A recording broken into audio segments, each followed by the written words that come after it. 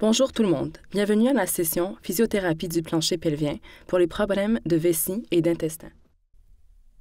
Avant de commencer mon exposé, j'aimerais vous donner quelques renseignements généraux sur le programme de soins de soutien du cancer de la prostate. Le programme PCSC, établi en janvier 2013, est principalement financé par des dons philanthropiques.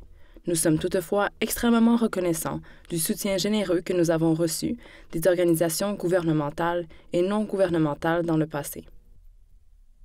Le programme PCSC propose des sessions d'éducation et des rendez-vous cliniques pour mieux comprendre les besoins et les stratégies de traitement des survivants du cancer de la prostate et de leurs partenaires. Voici les différents modules que nous proposons. Ils sont tous proposés soit en personne, soit par le biais de programmes en ligne en direct. La plupart de ces sessions d'éducation sont proposées chaque mois et comportent un rendez-vous en clinique.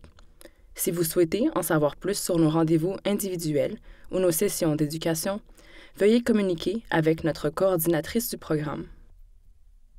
Aujourd'hui, je vais vous parler de la physiothérapie du plancher pelvien pour les problèmes de vessie et d'intestin après le traitement du cancer de la prostate. Tels sont les objectifs d'aujourd'hui. Il est important que vous compreniez pourquoi vous avez des problèmes de contrôle de la vessie et des intestins. Je peux vous donner tous les exercices de plancher pelvien du monde, mais si vous ne savez pas comment les mettre en œuvre, ou si vous ne comprenez pas pourquoi ils vous aideront, vous ne verrez que très peu de progrès. Afin d'utiliser les muscles du plancher pelvien, nous devons d'abord comprendre notre anatomie, les mécanismes de contrôle de la vessie et de l'intestin, leurs fonctions normales et la manière dont ces fonctions ont été affectées après le traitement du cancer. Une fois que vous aurez une meilleure idée du fonctionnement de votre corps, nous discuterons de la contraction du plancher pelvien et de la façon dont ces muscles aideront à contrôler la vessie et les intestins. Pour certains, il s'agit d'un Kegel, mais pour moi, il s'agit d'une contraction du plancher pelvien.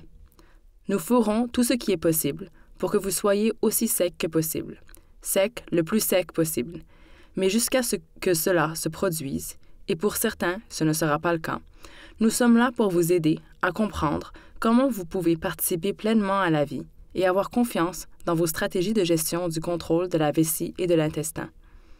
Enfin, nous aborderons le rôle des muscles du plancher pelvien dans la gestion de l'incontinence lors de l'activité sexuelle. Voyons comment fonctionne généralement notre vessie. Je fais référence au mécanisme de contrôle de la vessie avant le traitement du cancer de la prostate. Il s'agit ici de votre vessie, de la prostate, de vos muscles du plancher pelvien et de votre urètre. Notre corps est constitué de deux types de groupes musculaires. Nous avons des muscles volontaires et des muscles automatiques. Notre vessie fait partie du groupe des muscles automatiques, tout comme le muscle cardiaque et les intestins. Notre cerveau est doté d'un centre qui contrôle si la vessie se resserre ou se détend. Lorsque la vessie est en mode de stockage, elle reste détendue. Au fur et à mesure que l'urine est stockée, la vessie commence à s'étirer. Nous avons ces récepteurs d'étirement dans la paroi de la vessie, et lorsque la vessie se dilate suffisamment, ces récepteurs sont déclenchés et l'information est envoyée au cerveau. Notre cerveau interprète les signaux émis par la vessie comme une sensation de remplissage de la vessie, ou plus simplement comme une envie d'uriner. Cette communication se produit plusieurs fois au cours des étapes du remplissage de la vessie et permet de s'assurer que nous n'urinons que lorsque c'est nécessaire. Par exemple, tout de suite, je suis en plein milieu d'une présentation et il ne serait pas approprié que je parte pour aller aux toilettes à ce moment-là. Mon cerveau reconnaît que ce n'est ni un moment pratique, ni un moment approprié pour uriner, et par conséquent, il déclenche un signal d'arrêt. Également connu sous le nom de signal inhibiteur. Ce signal maintient les trappes fermées et la vessie détendue, ce qui m'empêche finalement d'uriner. L'une des deux trappes est appelée sphincter interne. Elle fonctionne automatiquement et est involontaire. En fait, l'ensemble du mécanisme que je viens de décrire est involontaire. Tout comme nous ne pouvons pas arrêter les battements de notre cœur à notre guise. La deuxième trappe est le sphincter externe, également connu sous le nom de muscle du plancher pelvien ou peut-être sous le nom de muscle de Kegel, et celui-ci est volontaire. Nous pouvons le contracter, tout comme nous fléchissons un muscle biceps. Ce muscle reste contracté aussi pour empêcher la miction. Si je veux que l'envie se calme, je peux contracter les muscles du plancher pelvien, me reconcentrer sur ma présentation et finir par oublier que j'ai envie d'uriner. Passage à la phase 2, vidange de la vessie. Imaginons que nous soyons à la fin de notre session d'éducation, que 2 heures se soient écoulées depuis que j'ai vidé ma vessie et que mes récepteurs d'étirement se soient déclenchés à nouveau. Cette fois, les signaux sont beaucoup plus forts que les précédents et la sensation ne disparaît pas parce que ma vessie est pleine. Je tousse, j'éternue, je saute, je m'assois, je me lève, je marche et il n'y a pas de fuite d'urine. Mon cerveau reconnaît que le moment est venu de vider ma vessie, mais que l'endroit n'est pas encore approprié. J'attends calmement la fin de la présentation. Je me dirige calmement vers les toilettes. Je ne panique pas et je ne fais pas la danse du pipi lorsque les toilettes sont occupées. Les toilettes finissent par devenir disponibles. Je me dirige calmement vers les toilettes. J'enlève mon pantalon et je m'assois. Maintenant, mon cerveau reconnaît que c'est le bon moment pour uriner. Comme je détends volontairement mon plancher pelvien, le signal d'arrêt est supprimé et ma moelle épinière ordonne à la vessie de se contracter et au sphincter interne de se relâcher pour laisser sortir l'urine. Dès que l'urine est sortie, la vessie se détend à nouveau. Le sphincter interne se contracte et les muscles du plancher pelvien se resserrent naturellement. Et maintenant, nous revenons au mode de stockage. Les choses changent lorsque les gens subissent de la radiothérapie. L'irradiation peut être soit un faisceau externe, c'est-à-dire provenant de l'extérieur du corps, soit des grains radioactifs implantés directement dans la prostate, ce que l'on appelle la curithérapie. L'irradiation peut irriter la paroi de la vessie et de l'urètre, ce qui peut provoquer des brûlures lors de la miction. Elle peut entraîner de la pollakiurie, c'est-à-dire que la personne doit uriner plus souvent qu'à l'accoutumance et en moins grande quantité. La radiothérapie peut également provoquer un sentiment soudain d'urgence. Non pas l'habituel « je devrais probablement y aller bientôt », mais un sentiment plus intense de « il faut vraiment que j'y aille maintenant ». Cela peut être accablant et créer un sentiment de panique. Il peut également y avoir une incontinence associée à l'urgence, qui disparaît généralement 4 à 8 semaines après le traitement.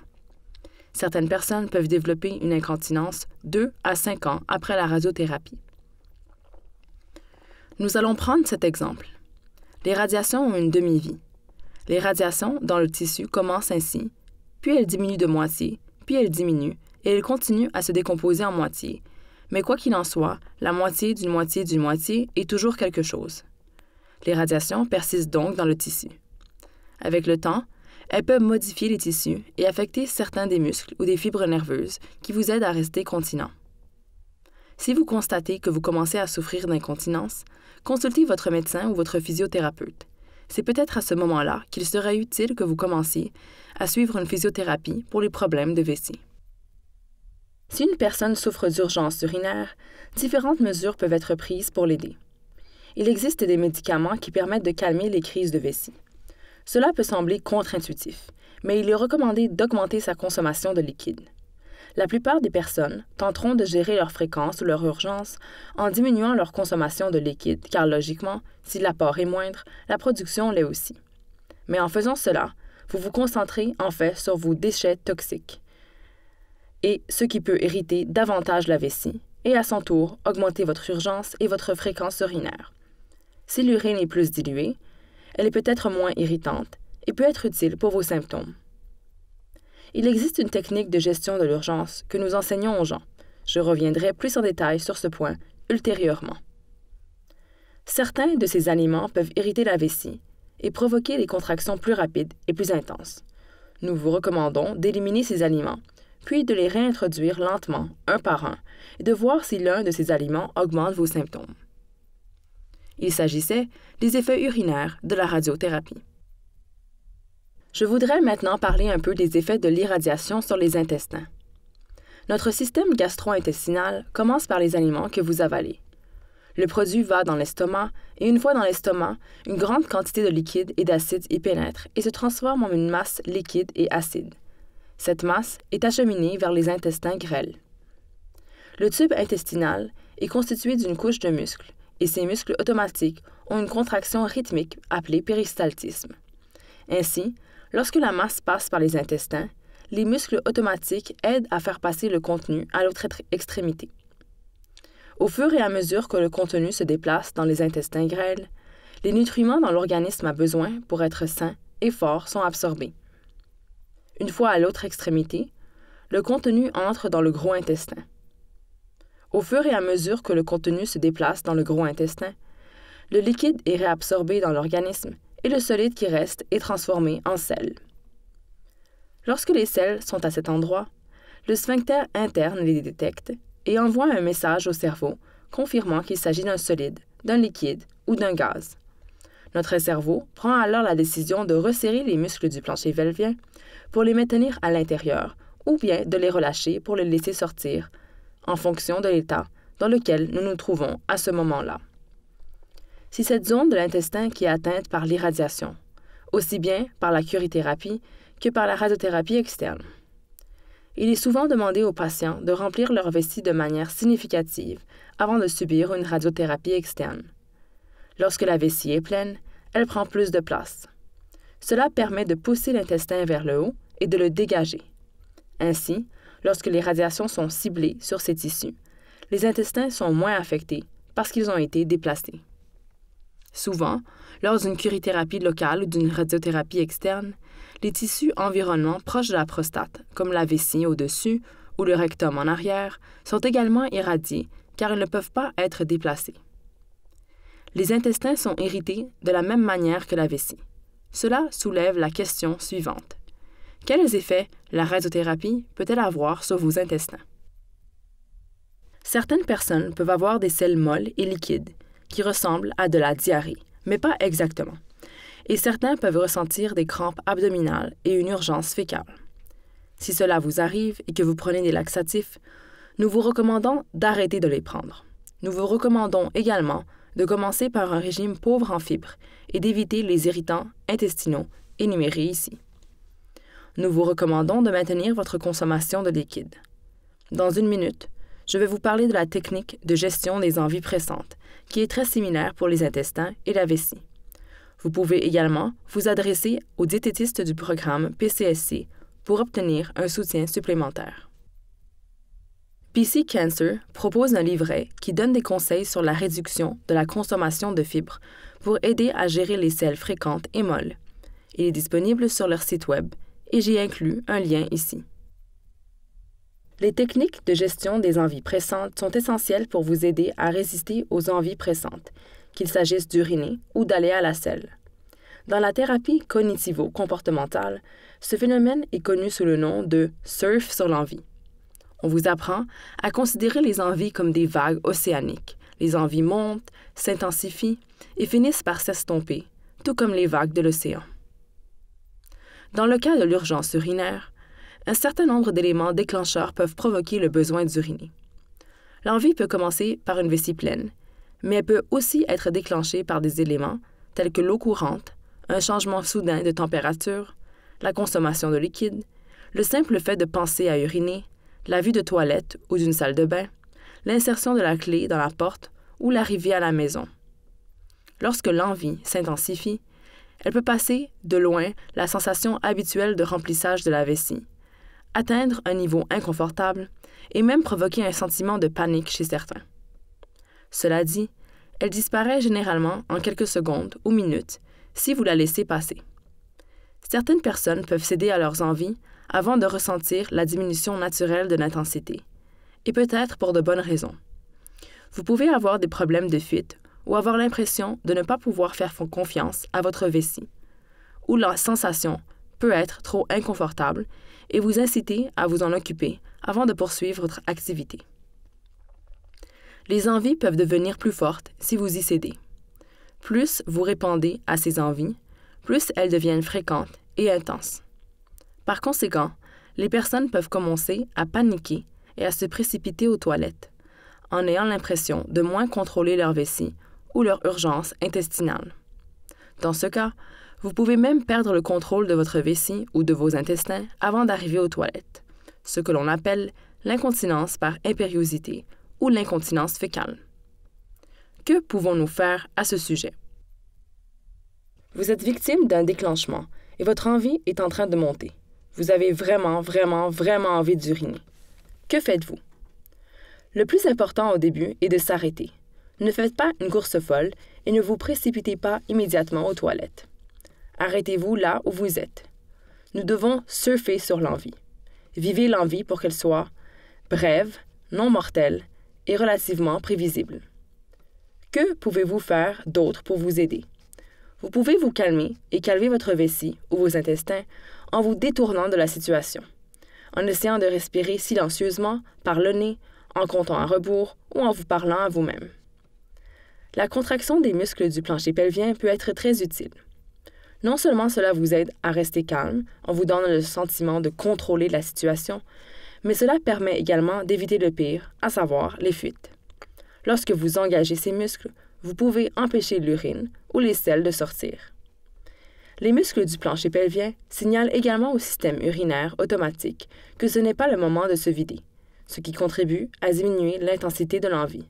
Soulagement. Maintenant, l'envie s'est calmée. Votre vessie se comporte bien et vous contrôlez la situation. Vous pouvez maintenant récompenser ce bon comportement et vous rendre calmement aux toilettes. Maintenant que vous voyez les toilettes, l'envie revient. Que faites-vous? Même chose, vous revenez à la case départ. Vous devez vous arrêter, vous calmer vos intestins et votre vessie. Contractez les muscles du plancher pelvien et attendez qu'ils se calment avant de continuer. Si vos intestins ou votre vessie sont calmes et qu'il est opportun de les vider, vous pouvez alors relâcher volontairement les muscles du plancher pelvien pour les évacuer. Chaque fois que vous réussissez à surmonter une envie, les envies suivantes deviennent moins fréquentes et moins intenses, ce qui peut réduire complètement l'urgence au fil du temps. Laissez-vous la possibilité d'expérimenter la diminution progressive de l'intensité. Plus vous pratiquerez cette technique et constatez par vous-même que les envies sont brèves et gérables, plus vous gagnerez en confiance dans les situations de forte pression, comme lorsque l'accès aux toilettes est limité à l'extérieur de votre domicile. Les selles fréquentes et molles peuvent provoquer une irritation de la peau. Nous vous recommandons donc d'utiliser une crème barrière au zinc si vous ressentez des douleurs lorsque vous allez à la selle, que ce soit pendant ou après. La calmoseptine est une crème protectrice que les gens trouvent vraiment très utile. Elle est similaire au Penaten. Il s'agit essentiellement d'une crème pour l'érythème fessier. Si la crème est sur la peau lorsque vous allez à la selle, les selles glissent sur la crème plutôt que sur la peau irritée, ce qui contribuera à réduire l'inconfort et à aider la peau à cicatriser. Si vous utilisez une crème protectrice à base de zinc, veuillez à laver la zone concernée au moins une fois par jour avec de l'eau tiède et savonneuse, à la sécher en tapotant et à réappliquer la crème. Il ne s'agit pas d'appliquer le produit en tapotant et en espérant que tout ira bien, mais de le faire pénétrer dans les crevasses où se trouve la fissure anale ou la coupure. La crème doit protéger cette zone et créer une barrière entre la peau et les selles. Parlons de ce qui se passe lors de l'ablation de la prostate. Je simplifie à l'extrême la discussion que nous avons eue précédemment sur le système urinaire. Mais lorsque la vessie est détendue et qu'elle stocke l'urine, le sphincter interne se resserre. Et lorsque la vessie se contracte, le sphincter interne se relâche, et ce de manière automatique, tout comme notre cœur bat tout seul. La prostate est située à la base de la vessie, encastrée dans sa paroi. Lorsque nous faisons un effort, soulever, pousser ou tirer, nous générons une pression dans notre cavité abdominale. Cette pression suit la voie de la moindre résistance et finit par comprimer la vessie, qui est la structure la plus souple de cette cavité. Avant l'opération, le mécanisme de contrôle de la vessie contrôlait efficacement cette pression. Aujourd'hui, l'objectif principal du chirurgien est de vous débarrasser du cancer. Il veut enlever toutes les cellules de la prostate. L'ablation de la prostate s'accompagne de l'ablation d'une partie du sphincter interne automatique. En effet, une partie du sphincter interne est située dans l'urètre, et cette section de l'urètre est enlevée en même temps que la prostate. Maintenant, le mécanisme de fermeture automatique ne fonctionne plus de la même manière, et si la pression est plus forte que le mécanisme de fermeture, des fuites peuvent apparaître lors d'activités telles que s'asseoir, se lever, se pencher, pousser, tirer, soulever, marcher et courir. On parle alors d'incontinence urinaire d'effort. Le stress fait référence au stress physique, l'écrasement de la vessie. Heureusement, il existe un autre mécanisme de fermeture, les muscles du plancher pelvien. C'est pourquoi les gens sont encouragés à faire des exercices de Kegel ou des contractions du plancher pelvien. C'est un bassin. Vous avez la synthèse du pubis qui se trouve ici. Vous avez le sacrum, juste ici, et le plateau de la hanche que vous sentez de chaque côté se trouve à ce niveau. Lorsque vous regardez à l'intérieur, vous avez ce bol ou ce hamac et c'est votre muscle du plancher pelvien, une couche interne plus profonde et une couche externe. Elle fonctionne comme une unité, de sorte que vous ne pouvez pas isoler l'avant de l'arrière, l'arrière de l'avant. Vous ne pouvez pas isoler les couches ou séparer les muscles individuellement. Il existe des tonnes d'indices différents. Nous fournissons ces exemples pour que vous puissiez commencer à les expérimenter. Nous ne saurons peut-être jamais lesquels vous conviennent le mieux si vous ne venez pas prendre un rendez-vous individuel pour le découvrir. Cela varie d'une personne à l'autre. Si votre cible principale est le sphincter anal, vous devez également vous demander si cette contraction fera intervenir des muscles qui aideront à stopper l'écoulement de l'urine, car vous voulez que tous les muscles participent. L'autre indice que les gens trouvent utile est de cibler le périnée, c'est-à-dire la zone située entre les testicules et l'anus. D'autres utiliseront directement le signal pour arrêter l'écoulement de l'urine.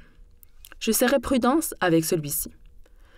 Je vous demande de ne pas faire de Kegel pendant que vous urinez, car cela crée une confusion pour la vessie et peut augmenter le risque d'infection de la vessie.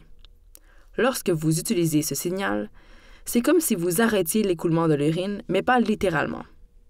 Certaines personnes pensent à soulever leurs testicules, d'autres à resserrer leur pénis vers leur corps ou à resserrer leur pénis et leur anus ensemble. En fin de compte, peu importe le repère que vous utilisez, tant qu'il vous convient. Lorsque vous venez pour l'entretien individuel, nous essayons de trouver la meilleure façon pour vous d'utiliser ce muscle dans votre corps. Il existe d'autres moyens, notamment tactiles et visuels, pour confirmer que la technique du plancher pelvien est correcte. Lorsque vous êtes nu, par exemple sous la douche ou assis sur les toilettes, contractez les muscles du plancher pelvien et observez la base de votre pénis. Vous devriez voir votre pénis se rapprocher légèrement du corps. Cela ne peut pas être visible pour certains. Votre sphincter interne est fortement innervé, ce qui signifie que vous avez beaucoup de sensations à cet endroit. Profitez-en. Placez vos mains sur vos fesses près du sphincter et écartez doucement vos joues pour créer un étirement subtil au niveau de l'anus.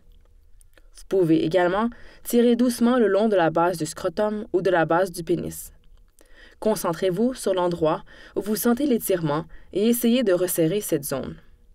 Si cette sensation est trop subtile pour vous, vous pouvez également toucher l'anus directement avec votre doigt. Là encore, l'accès est plus facile si vous êtes déjà nu dans la douche ou que vous avez du savon à la portée de main. Pour des raisons d'hygiène, vous pouvez également utiliser un gant ou un préservatif pour les doigts et ou un lubrifiant si vous souhaitez mettre votre doigt légèrement à l'intérieur du sphincter et ressentir le muscle s'enrouler autour de votre doigt. Si vous décidez de mettre votre doigt dans votre anus, vous ne devez aller que jusqu'au premier chiffre. Vous pouvez également mettre votre doigt sur votre périnée et lorsque vous serrez, vous sentirez peut-être une corde sentir. La première étape et la plus cruciale de l'entraînement des muscles du plancher pelvien est l'acquisition des compétences motrices. Vous devez être capable de contracter et de relâcher ce muscle avec précision et constance. Vous devez vous assurer que vous n'utilisez pas les muscles fessiers ou les muscles de l'intérieur des cuisses. Ils n'ont rien à voir avec le contrôle de la vessie ou des intestins. Dans ce cas, moins, c'est mieux. Il est normal que les abdominaux inférieurs s'engagent légèrement lors de la contraction du plancher pelvien. Ils sont en fait coactivés parce qu'ils font tous deux partie de votre muscle transverse. Ce que je ne veux pas, c'est que vous dirigiez vos abdominaux ou que vous les ressentiez davantage. Il est clairement établi que vous n'obtiendrez aucun bénéfice d'un point de vue urologique ou intestinal si vous vous appuyez sur vos abdominaux. Vous devez pouvoir respirer normalement tout en serrant les muscles du plancher pelvien. Les personnes rencontrent très rapidement des difficultés dans ce domaine au cours de leur rééducation du plancher pelvien. Vous devez être capable d'engager les muscles du plancher pelvien indépendamment de votre respiration, car l'utilisation de l'apnée ne fonctionne pas dans des situations telles que la toux et les éternuements lorsqu'une contraction du plancher pelvien est nécessaire. 3 compétences essentielles sont nécessaires pour que ce muscle fonctionne efficacement pour le contrôle de la vessie et des intestins. Tout d'abord, nous aimons enseigner aux gens comment se contracter et se détendre. Lorsque vous pouvez le faire avec précision et constance, nous voulons que vous appreniez à maintenir la contraction pendant 10 secondes. Une fois que vous avez maîtrisé la technique, vous êtes encouragé à commencer un entraînement de force et d'endurance pour augmenter votre masse musculaire. Il s'agit donc de répéter 10 secondes de contraction, 10 secondes de repos, 10 fois, de se reposer pendant 30 secondes, puis de répéter cette série 2 fois de plus, le tout en position debout. Vous pouvez être olympique en termes d'habileté et de force avec votre muscle du plancher pelvien et vous pouvez faire tous les exercices du plancher pelvien au monde. Si vous oubliez d'utiliser le muscle quand vous en avez besoin, vous continuerez à avoir des fuites. Encore une fois, en d'autres termes, ce muscle est un outil. Vous êtes menuisier et je suis votre patron. Je vous ai appris ce que fait un marteau. Je vous ai appris à vous en servir. Vous êtes devenu très doué pour l'utiliser avec beaucoup de force et d'endurance. Mais si vous oubliez d'apporter votre marteau au travail, alors vous ne servez à rien. Cet outil, le muscle du plancher pelvien, que vous avez appris à utiliser, doit compenser l'absence de cet outil, le mécanisme de fermeture automatique, qui ne fonctionne plus ou pas de la même manière. Si vous avez des fuites lorsque vous toussez, éternuez ou vous levez, vous devez vous rappeler d'utiliser ce muscle avant. Pendant et peu après cette activité pour éviter les fuites, même si vous n'avez qu'occasionnellement des fuites lors de cette activité. Nous disposons de divers outils à la clinique, dont un appareil d'échographie transpérinéale en temps réel et la rétroaction biologique, qui fonctionne de la même manière qu'un moniteur cardiaque. Ils fournissent des informations visuelles qui facilitent l'acquisition de compétences motrices. Passons à la partie suivante de l'exposé. Votre équipe soignante, moi-même et ce programme, nous allons faire tout ce qui est en notre pouvoir pour vous aider à être aussi sec que possible. Sec le plus sec possible. Au cas où cela ne se produirait pas, ou jusqu'à ce que cela se produise, nous aimerions vous aider à trouver comment participer à toutes les activités que vous souhaitez, en ayant pleinement confiance en votre stratégie de gestion de l'intestin ou de la vessie. Il y a un tas de choses différentes que nous pouvons utiliser. On l'ignore souvent, mais si vous bénéficiez d'une assurance maladie complémentaire, il serait bon de vérifier si elle couvre les produits pour l'incontinence. Si c'est le cas, vous pouvez vous renseigner sur ce dont ils ont besoin, par exemple des documents, des reçus, une recommandation du médecin ou une demande d'autorisation. Si vous ne bénéficiez pas d'une assurance maladie complémentaire, vous pouvez l'utiliser comme déduction fiscale. Elle dépend de vos revenus, de ce que vous gagnez et dépensez, et de l'ensemble de vos dépenses de santé pour l'année en question. Veuillez vérifier auprès de votre comptable. Serviette hygiénique ou slip. Vous m'avez probablement devancé, mais il y a peut-être des astuces et des conseils que vous n'avez pas encore mis en œuvre. Alors, n'hésitez pas à nous rejoindre. Nous vous recommandons d'utiliser des produits pour l'incontinence masculine. Les produits pour l'incontinence sont conçus pour évacuer l'humidité et les liquides. Les produits menstruels sont destinés à absorber et à gérer le sang. Les produits pour hommes sont plus étroits, en bas, et plus larges en haut, car les fuites des hommes se situent dans une zone du corps différente de celle des femmes. En général, le pénis des hommes pend plus d'un côté que de l'autre. Si la serviette hygiénique est de la même largeur sur toute sa longueur et que vous portez sur le côté, vous risquez d'avoir des fuites sur le côté de la serviette. Nous recommandons ce type de dispositif, appelé protection au bouclier, selon les fabricants. Il en va de même pour les slips pour adultes. Le rembourrage des slips pour hommes va jusqu'en haut, car les personnes dotées d'un pénis ont tendance à fuir davantage à l'avant. Pour les femmes, les fuites sont plus importantes au niveau des fesses. Assurez-vous d'utiliser ou d'acheter des produits pour l'incontinence masculine. Maintenant, les choses peuvent devenir plus compliquées si vous utilisez un slip, que vous êtes en public et que vous devez le changer. Si vous n'êtes pas dans les toilettes pour personnes handicapées, vous êtes dans une cabine. Il faut maintenant enlever les chaussures dans un espace étroit, puis son pantalon, enlever le slip saturé, trouver un endroit pour le mettre. En général, il n'y a pas de poubelle dans les cabines individuelles des toilettes pour hommes.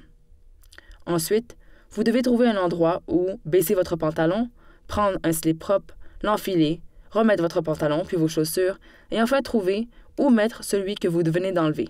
Cela peut faire beaucoup. Cela peut prendre du temps et s'avérer difficile dans un espace restreint. Si vous utilisez votre slip, qui est moulant, vous pouvez en tirer parti en plaçant une serviette hygiénique entre votre anatomie et votre slip pour la maintenir en place.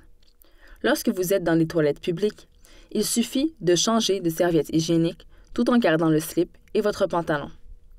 Il y a une bande adhésive au dos qui se fixe sous le sous-vêtement. Ne retirez pas la bande, surtout lorsque vous la mettez sur votre slip, car le matériau adhésif va compromettre l'intégrité de la remontée. Elle devrait être relativement bien ajustée, et si vous avez des difficultés à la maintenir en place, certains enlèveront un peu d'adhésif sur le tissu, ce qui l'empêchera de bouger. J'ai ajouté quelques liens qui vous permettront d'obtenir des échantillons gratuits. Vous pouvez également rechercher des échantillons gratuits sur Google et vous renseigner sur les différentes marques. Il est parfois utile d'essayer différents styles, car les marques ne s'adaptent pas toutes de la même manière. Il existe également des dispositifs externes qui se portent sur la tige du pénis. Le gland pénien, ou pince pour incontinence, se place sur la tige et comprime l'urètre. Si vous regardez de plus près, vous verrez qu'il y a une arête supplémentaire d'un côté. Si l'un de vos dispositifs comporte une arête supplémentaire, elle se situe sur la face inférieure du pénis, là où se trouve l'urètre. En ce qui concerne le type, j'ai eu des bons échos concernant la manchette PC, en particulier pour les personnes très actives, et trouve que c'est la solution la plus confortable. Vous avez besoin de longueur de pénis pour cela. Si vous vous asseyez et que vous constatez un raccourcissement important de la tige du pénis, ceci n'est peut-être pas ce qu'il vous faut. Si vous utilisez des glands péniens, vous devez répondre à certains critères. Il faut être conscient de ses capacités cognitives. Vous ne pouvez pas simplement le mettre et l'oublier. Nous recommandons aux gens de l'utiliser judicieusement, en particulier au cours de la première année qui suit la prostatectomie. Vous devez être capable de suivre l'heure et de le changer régulièrement, ou de le relâcher pour que le sang circule correctement dans le pénis. Ne le portez jamais lorsque vous dormez pendant la journée ou la nuit. Vous le porteriez trop longtemps. Vous devez pouvoir le sentir. Vous devez avoir une bonne sensation génitale. S'il est trop serré et que vous ne ressentez pas d'inconfort, il peut provoquer des lésions tissulaires. Si votre peau s'use, rougit ou s'irrite à cause de l'humidité constante due aux fuites, vous ne pouvez pas utiliser le gland. Parlez à votre médecin des produits et des techniques pour traiter les tissus, et peut-être l'une d'entre elles pourrait consister à changer fréquemment votre serviette hygiénique. Prenez d'abord soin de votre peau et assurez-vous qu'elle est intacte avant de commencer à utiliser le gland. Il faut être conscient du remplissage de la vessie, donc savoir quand le signal de vidange va se produire et être capable de gérer manuellement le gland. Lorsque le gland est en place, il restreint la circulation sanguine. Nous ne voulons pas que les gens le portent pendant de longues périodes. Portez-le selon les instructions du produit. S'il n'y en a pas, veuillez enlever au moins toutes les 2 heures pendant quelques minutes pour permettre au sang de circuler à nouveau. Si vous avez une prothèse pénienne, quelle que soit, ne le portez pas. Vous allez endommager la prothèse. Un conseil important, vous devez vous assurer que votre pénis est dirigé vers la cuvette des toilettes avant d'enlever le gland. Dès que vous relâchez le gland, l'urine s'écoule, quelle que soit votre maîtrise des muscles du plancher pelvien. Cela irait à l'encontre de l'objectif du port du gland si vous fuyez dans vos vêtements, ou sur tout ce qui est dirigé vers l'ouverture de l'urètre. Il existe également un autre produit sur le marché depuis quelques années, le Contino. Celui-ci est un dispositif interne. Il s'agit de l'inserteur. Il s'agit de l'inserteur contenant le Contino et l'ensemble est inséré dans l'urètre. Une fois inséré, vous séparez le Contino de l'inserteur et retirez l'inserteur. Le Contino fonctionne comme un bouchon et empêche l'urine de sortir. Lorsque vous souhaitez uriner, le Contino est retiré et vous le remettez en place une fois que vous avez terminé. Il doit être adapté par un professionnel de la santé. Je crois qu'il est en processus d'utilisation pour les habitants de l'Ontario et depuis quelques endroits en Colombie-Britannique. Certains médecins préfèrent que leurs patients n'utilisent pas de gland au cours de la première année, car ils ne seront pas au courant des changements.